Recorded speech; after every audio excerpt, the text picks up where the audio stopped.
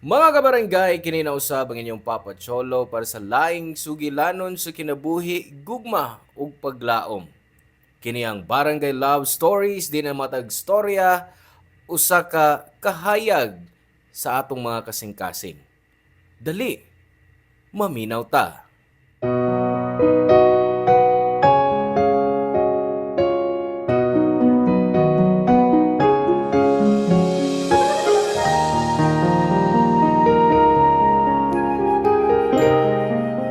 Nay mga higayon nga mahigugmata sa wa damha nga panahon ug lugar. Usahay makita nato ang gugma sa usa ka platform nga abi nato usa lang kaduwa sama sa mga chat room sa internet nga pwede nimong ikaistorya bisan sa laing nasod. Ikaw, nahigugma ka na ba sa imong ka-chatmate? Hello mga suki namong kapuso ug kabarangay. Laing panag-uban na usab nato diin laing sugilanon sa gugma moy atong hatagan sa pagtagad karon. Pinada kini ni Loy nga giuluhan taog chatmate.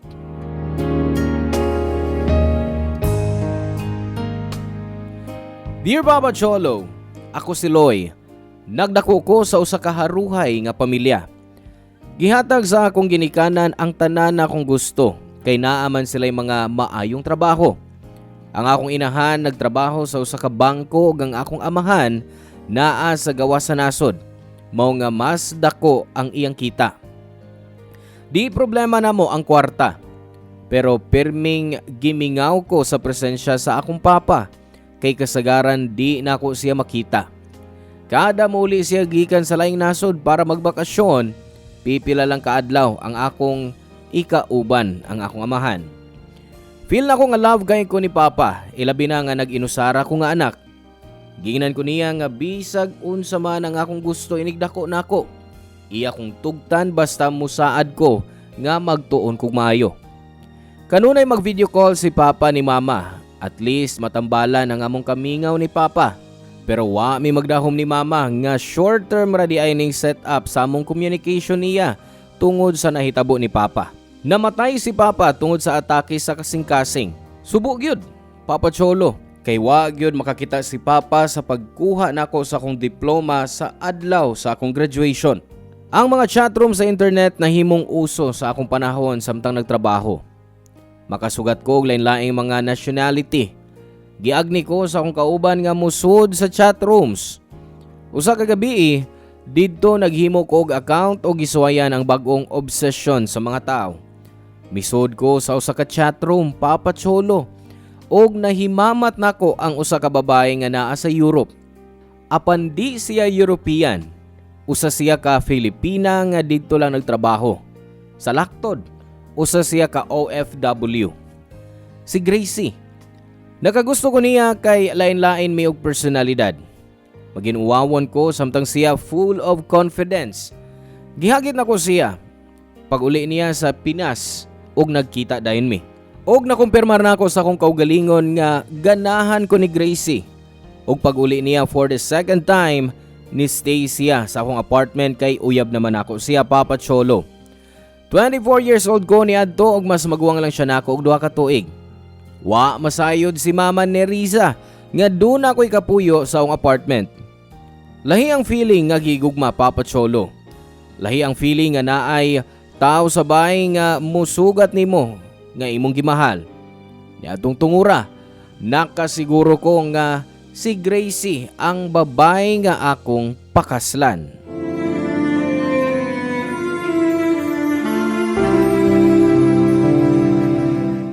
Han? Sud na. Di maayong mag-standby ka diri tungkol sa aso sa mga sakyanan. Okay ra ka? Nabay problema, Gracie? Han, may po ba nimo? Na pregnancy test ko, Han. Positive ang result. Mabdos ko. Nagpasabot ba nimo mahimo akong papa? Tinuod ba? Oh, yes! Papa na ko. Pero Han, Nganong murag magulanon man ka? Mahining balita, dili ba? Pero Han, Nabalaka ka ba? Kay wa ko pasultihis mama ni Risa, bahay na to? Maulit og masig negros. Ipalaila ti ka. Kay bahaw ka, nadugay ng gusto sa mama nga makauyab ko. Pero, di makagusto nga ipalaila ti ka. Karon, I can introduce you na. Magpakasalta. Sultihan ako si mama. Malipay gid siya, kay mahimo naman siyang lula. Naman siya yung mga apo. Salamatan. Nalipay kay ko. Loy, Han? Ngano ka? Ayaw maghilag. Ayaw ka balaka. Di ko mudagan sa akong responsibilidad ni mo ug sa umaabot na itong anak. di ko pwedeng mamapdos. Unsa? Ug nga naman. Delikado ba kayong imong sitwasyon nga nahadlok man ka magsabak? Magpasusi tag doktor. Ikaw ang atong anak. Ipa-abort din ako. Unsa? Nga naman. Dili. Dili nimo ipa-abort ang bata. Loy, paminaw. Dunay usa ka butang nga angay nimo masayran. Wa ko makasabot nimo, Gracie. Sa may angay na ko masayran. Milyo ko! Sakto imo na tungog. Doon ako'y bana og pamilya sa Davao. Unsa? You mean nakigrelasyon ka nako bisag minyo ka og dunay mga anak? Oo. Maong ipa-abort na ako ni ug mapauli ko sa Davao sunod semana. Ang nahibawan nila nga sunod semana kumuuli gikan sa gawas sa nasod. Kadit lang. Naa kay bana og mga anak. Nagtago ka og sekreto nako. Pasaylo ang ko, Loy. Gracie. Ayaw sa duwaing ako pagkatao. Uy, kimahalti ka. Maong gusto na akong ipakuha ni. Hindi na ko gustong binuangan ka. Dili. Palihog, ayaw iapil ang bata. Ayaw ipakuha ang atong anak. O kung sa'y gusto ni mong akong buhaton, muuli ko sa amo, unya mo atubang ko sa akong bana nga mapdos ko. Ingna nga, wa ka gipapauli sa imong amo. Anhi una ka din hangtod nga mga anak ka sa atong anak. Naibaw ka, Gracie? Sakit kayo pagtuntun ako. All this time nagpakatanga ko. Nahimong kabit ni mo.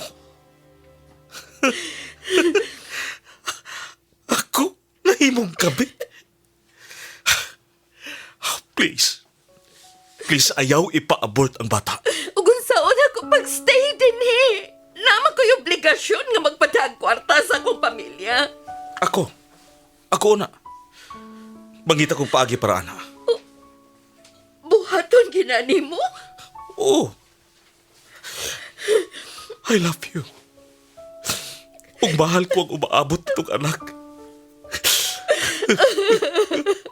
Katawanan paminawon nga gusto sa usa ka lalaki nga mahimong kabit forever, pero mauni ang akong gusto nga mahitabo aron di lang may magkabuwag ni Gracie. Gusto na akong atibuok mi sa akong anak. Gusto kong barugan ang usa ka bakak. Pero after a week, human manganak si Gracie. Nawa siya. Gibiyan mi niya og ang among baby.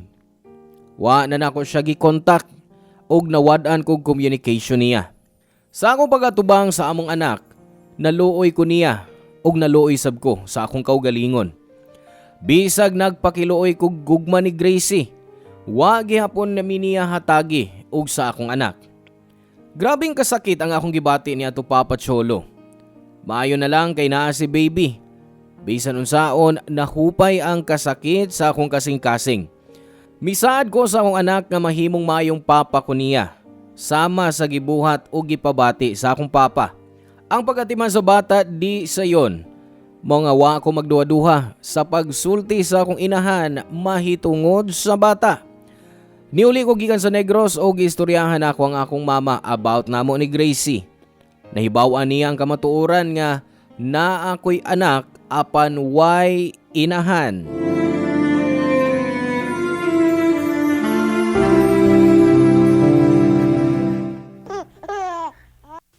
Oh, ang akong apo.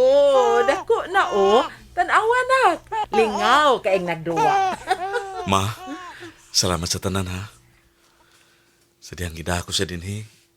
Gidawat ni mo ang tanan ako nabuhat. Ay unsa man ka oy. Ikaw akong anak ug ang bata akong apo. Ang bata usa ka panalangin sa pamilya. Apan anak, mas maayo gyud nga dunay inahan si baby. Nakansam ni anak ma. Lola ko, dili mama. Anak, basig pwede si Fatima. Unsa? Panguyabi siya. Buotan si Fatima. Ug hangtod karon single pa. Kay bahaw siya nga nan ako'y anak. Basig, Basig mabalibaran ka? Oh, wa pa gani nimo suwayi. Sige na. Huna-huna Ay pagdugay-dugay oy. Basin bayag maapsan ka. Gwapa si Fatima. Bagay kaayo mo. tinuod ma? Bagay mi? Gusto ra gyud nimo na ay mama si baby. Ay, siyempre, oy. Gusto gyud ko nga na ay mami si baby. Pero, anak, nga bang nakigrelasyon pa mang yung kasminyo? Nahibuong lang ko. Kay wa pa mong ko kailaan ng Gracie. Wasab gyud ko kakita kung nganong nakagusto ka niya. Ay, naigo oras kasing-kasing ma. Di ba, baby? Angay nang mag-date si daddy o si tita Fatima para na anak kay mami. Oh, see? May uyo na nga mong gwapo nga, baby. Mama, uy. Uy, si baby ang gusto, ha? Oh, sige na. Ugma. Bitaron ako dinner date si Fatima. Kana, kung sugot siya. Yay! Nakadungog ka, anak, baby? Ang imong papa makig-date ni tita Fatima. Naa ka na unyay, mami. Ay, kamong duha gyud.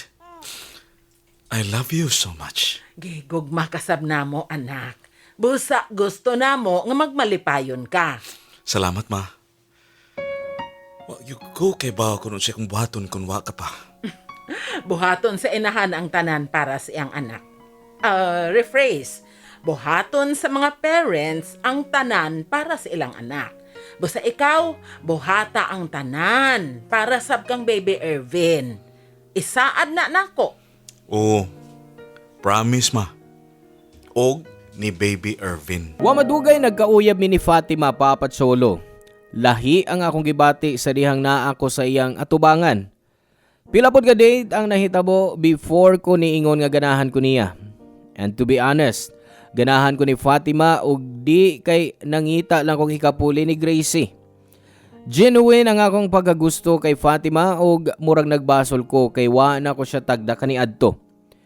Basin sa pag-ingon ni mama nga mangulitaw ko niya, sawa pa na ako mahimamat si Gracie.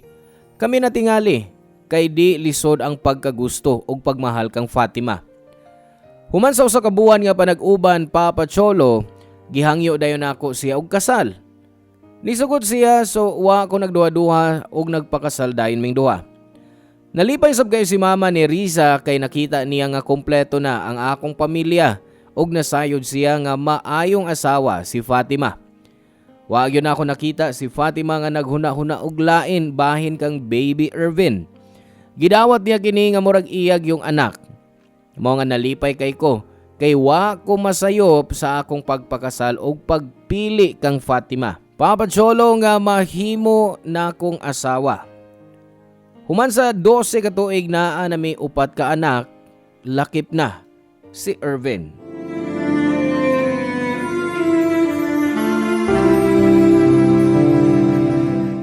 Babe, katuog na. Ang pagpamuwa makadaot sa imong panglawas. Mabdus ka pa. Gusto lang akong manuning libro nga akong gibasa, babe. Ay, ugman ako nas buntag tiwasa. Paway na, babe. O na, mupaway ng mapdos. Nalipay ko nga lima ng atong anak, babe. Ako po, Mura kagahapon lang nga si Irvin ra ang bata sa tumbay. Bitaw, no? Kapaspas sa panahon. Babe, salamat ha. Kaya wa ka magunahon na og lahi ni Irvin. Babe, anak nako si Irvin. Para nako, gikan siya nako. Parehas akong pagtagad kang Irvin og sa uban nato mga anak. Silang tanan, ako mga anak, okay? Salamat, babe. Nagpasalamat ko kay maayo kang inahan kang Irvin. Ug maayo kang asawa. Wa na ko'y pangayoon pa. Kay daghan na kang gihatag ni God para nako. Pag-abot nimo sa akong kinabuhi. Human sa gibuhat sa inahan ni Irvin, di rin ako. Babe, palihog. Di na ta maghiskot bahin na anak. Gusto ko mag-move on ka. Kapina sa napo katuig sukad sa nahita po. 12 katuig na milapay. Ang importante, happy ka. Ug happy ko sa tong pamilya nga atong natukod. Sakto ka, babe. Tanawa, babe. Nag-post kog mga pictures nato sa social media. May comment si mama. Matod pa niya, dako na si Irvin. Buutan o gwapo. Siyempre, akong anak. Tanawa. No. Liwat kay na ako ng akong anak sa kagwapo. Maugyod. Di ko masupak, ana, ha? Maupitang na in love ko ning mo. O nakras na kanako, sukad pa ni Adto. Oo na. Di na ako ilimod. Ikaw ra ang wa makagusto na ako kaniya to. Mauwa man ko nimo. Unsa? Mauwa pa ka? Sige na. I love you so much, babe. Higugmaon ko ikaw hangtod sa hangtod. Ako sad. Forever. Isaad ko na sa gwapa kong asawa. Ay, kagyot sa. Mag-selfie ta. Unya i-post na ko sa FB. Aron makita ni Mama ni Riza. Oo, sige.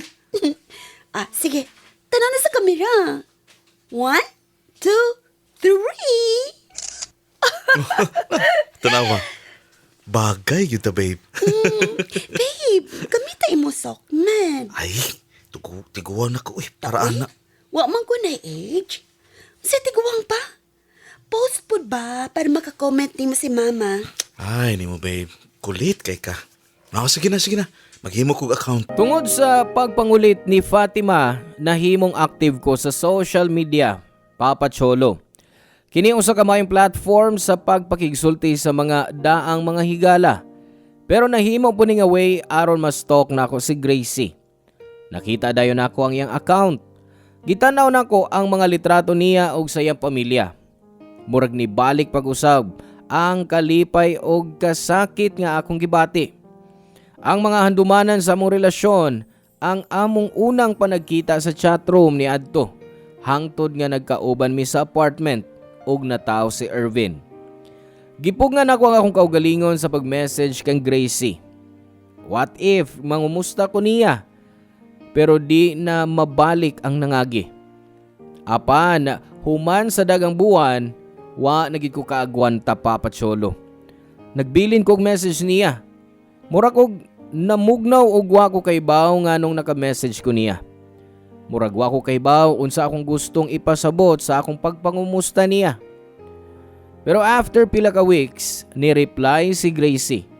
Murag nag-flashback ang tanan nga nahitabo namo sukad sa among pagkita sa chatroom hangtod nga nilaya siya nako og gibiyaan mi si Irvin. Matod pa ni Gracie sa iyang message nga nahinumdum siya sa bata nga iyang gibili nako. Maayo ko no nga gi-upload nako ang picture ni Irvin og nakita niya ang among anak. Nakita na sab niya ang akong tibok pamilya ug nagpasalamat siya nga naa ako'y pamilya. Suma pa ni Gracie nga gusto siya makikita nako kay sunod buwan na siya muuli sa Pilipinas. Sa tinuod lang, Papa Cholo, wa gyud ko kasabot sa akong gibati niya tong higayuna. Di ko gusto makikita niya kay makonsensya ko sa akong asawa ug mga anak. Pero na ako'y na-feel sa sud nako nga gustong mupaduol kang Gracie. Maong gisugad nako siya pag uli niya sa Pilipinas. Ug sa gihapon, di jud mawa sa akong kasing-kasing nga naa pa ko'y feelings kang Gracie, Papa Cholo. Papa Cholo, akong gibay si Gracie. Kay bawo ko nga sayo pero gibuhat gihapon nako. Ang wa nako damha kay nabalitaan ni Fatima ang about namo ni Gracie.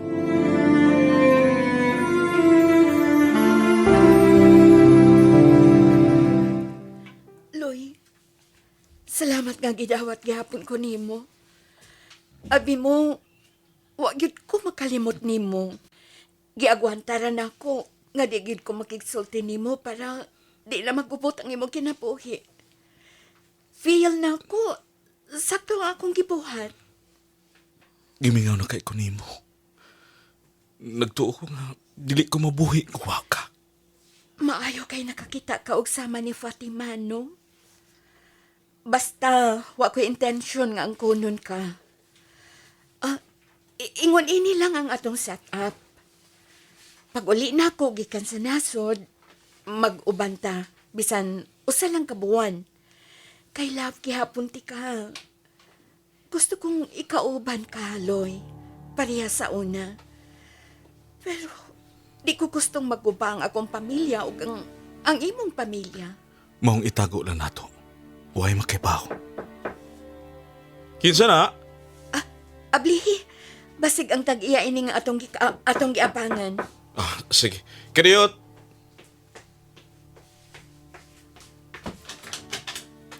Oh. Fatima? Babe? Nganong niya ka? Nahibaw ka gano? Di ako kay naoy katungod nga protektahan ang akong pamilya. Well, di ko mag-iskandalo. Usa ako ka-edukada nga pagkatao. Ikaw ba si Gracie? Fatima, wa ko intensyon nga gubon ang imong pamilya. Unsa?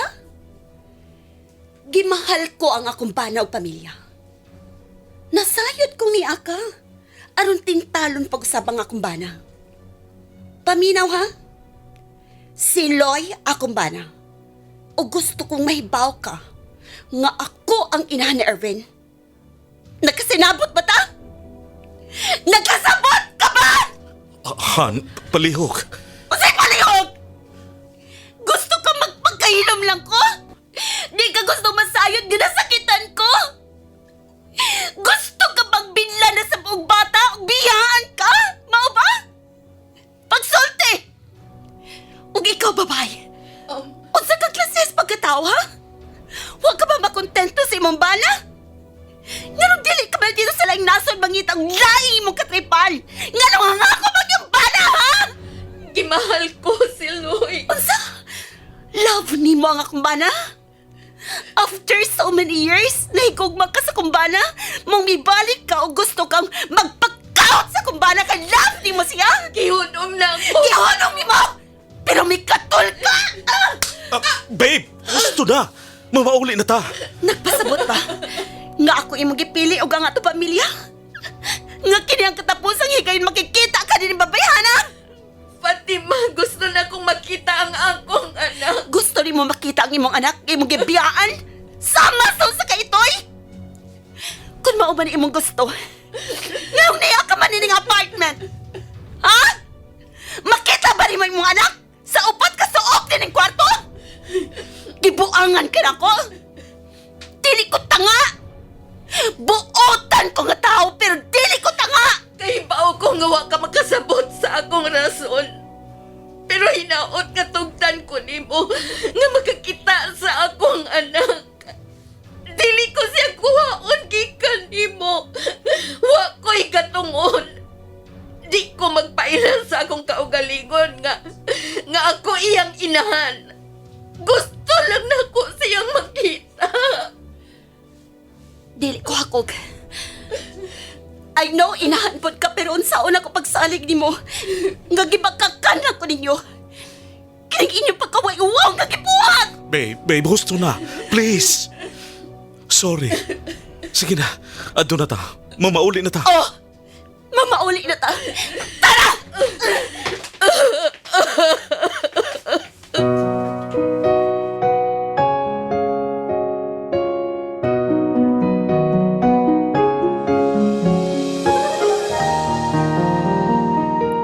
Nasuko kayo si Fatima bisag wa ko'y intensyon nga biyaan siya. Husto si Fatima, Papa Cholo. Likayan ko na unta si Gracie. O kung tuyo lang niya nga makita ang akong anak, wa na unta mi magtago. Kay baga Papa Cholo, nakadahig ko kang Fatima tungod sa iyang kaisog sa pag-atubang namo ni Gracie o sa wa niya pag-give up sa among pamilya. Nakadahig ko niya kay gipaglaban ko niya. Gidawat gyapon ko niya sa tibuok. Nabatyagan ko kung unsa sab kasakit ni Gracie nga gibiyaan niya ang iyang anak o gibati usab nako nga nalipay siya nga makita siya nga himsog og puno sa gugma gikan namo ni Fatima. Diyang nakita ni Gracie si Ervin, nagpugong kini sa iyang mga luha sa atubangan ni Ervin. Mao na sabto ang katapusang higayon nga nakita ko og naistorya si Gracie. Human sa tanan, gi-deactivate dayon nako ang akong social media account. Di gyud nato mahimo kay kon atong pugson ang atong kaugalingon sa pagpaambit sa sayop nga gugma nga atong gibati, makaguba lang kini. Di lang sa atong pamilya kundi sa atong kaugalingon. Gibati na ako nga kinahanglan akong i-appreciate ang akong pamilya, ang akong pagkaamahan ug ang pagkabana nako ni Fatima. Papa Cholo, midako si Ervin og nagkuha siya og marine engineering kay gusto niyang mo-abroad. Lahi ko no sa feeling nga moadto sa laing nasod. Ikulbaan ko. Di lang nako ipakita sa akong anak. Tungod sa atong advanced technology, nahimong lahi na ang dynamic sa pag-abroad ni Ervin. Kay karon nga bisan kinsa mahimong makikistorya, pinaagi sa video call bisan unsang orasa. Bisan asa pa sila sa kalibutan. Hangtod karon Papa Cholo, si Ervin wa masayod sa nangagi. Wa siya kay bahin sa iyang biological mother. Pero sa tinuod lang, gusto sab nako siyang sultihan sa tinuod kay naaman siya katungod nga makahibaw ni ini. Nangita lang kog right time. Sa pagkakaroon wa ko'y balita kang Gracie. Tingali sa kataas sa pandemya, naa sa laing nasod ug wa mo pauli. Pero di nako gustong maguba ang akong pamilya, Papa Cholo.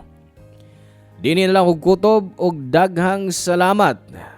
Ang inyong forever kapuso o kabarangay, Loy. Salamat kabarangay sa inyong pagpaminaw sa Barangay Love Stories.